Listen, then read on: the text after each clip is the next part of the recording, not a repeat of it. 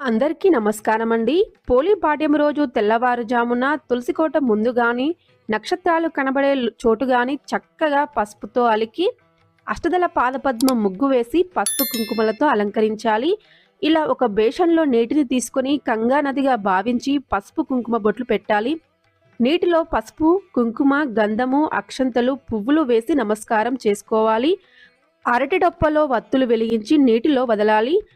అరటి డొప్ప దొరకకపోతే ఇలా కొబ్బరి చిప్పను తీసుకుని దానికి కూడా పసుపు కుంకుమ బొట్లు పెట్టి 33 వత్తుల దీపాన్ని పెట్టి ఏకహారతి గాని అగరవత్తి గాని వెలిగించి దీపానికి కూడా పసుపు కుంకుమ గంధము పువ్వులు సమర్పించి నైవేద్యం సమర్పించి ఆరతి ఇచ్చి నీటిలో ఈ దీపాన్ని వదలాలి. ఇలా దీపాన్ని వదిలితే కార్తీక మాసం మొత్తం పూజ చేసిన ఫలితం కలుగుతుంది.